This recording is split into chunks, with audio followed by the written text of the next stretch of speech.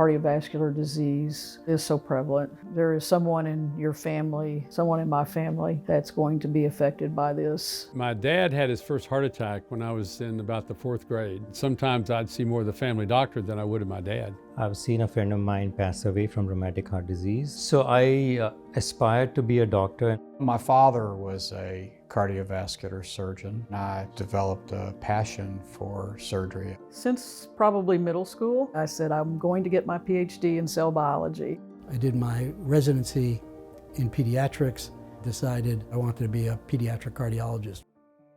I'm Dr. Lisa Jennings. I not only served as a faculty, but as an entrepreneur.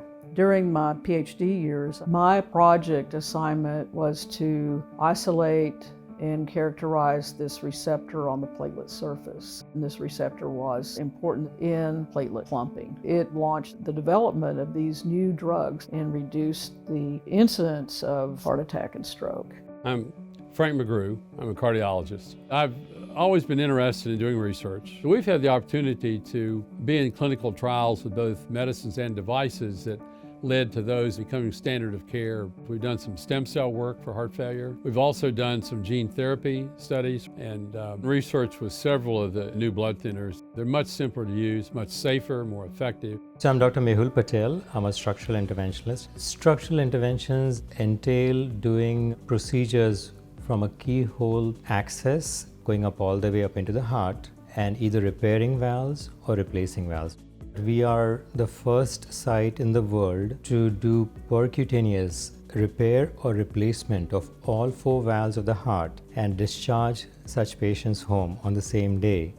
To get the cutting edge technology to the local community is really a privilege. I am Dr. Jeffrey Tobin. I more or less invented the field of pediatric cardiomyopathy heart failure transplant. 30 plus years later, it's now a booming field in pediatrics. When I got into this, I was on the first edge of genetic testing and genetic identification. I've actually discovered probably 15 or 20 genes in the area of cardiomyopathy heart failure. All these years later, we now have targeted therapies to make those patients have a much longer and much healthier lifespan. I'm Ed Garrett. I'm a cardiovascular surgeon. One of my goals when I moved to Memphis was to establish a heart transplant program and was privileged to help get that started. I have been privileged over the course of my career to do over 400 heart transplants. It doesn't lose its excitement to have someone who's probably not going to live a year the opportunity to have a very normal life.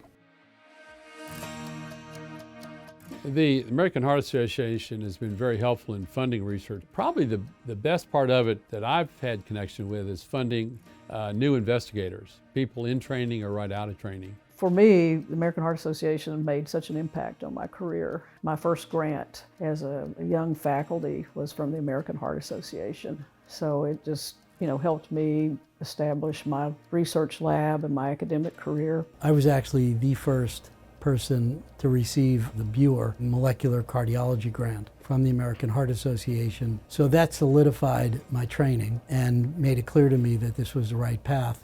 The publications in AHA always help in shaping the understanding of where the field is going and also where the advancements are going to be. Some physicians just like to follow the guidelines. We like to help write them. So the AHA is the critical community that interacts with us as physicians and nurses to be able to get the word out, to educate families. They're critical to what we do, and we're critical to what they do. That's called a partnership, and that's the way we roll.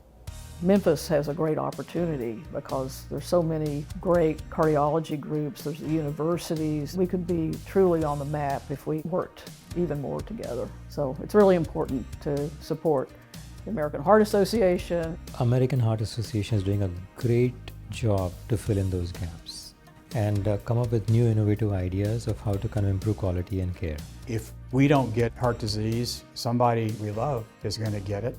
Therefore, the money that's donated and the impact that has to touch everybody.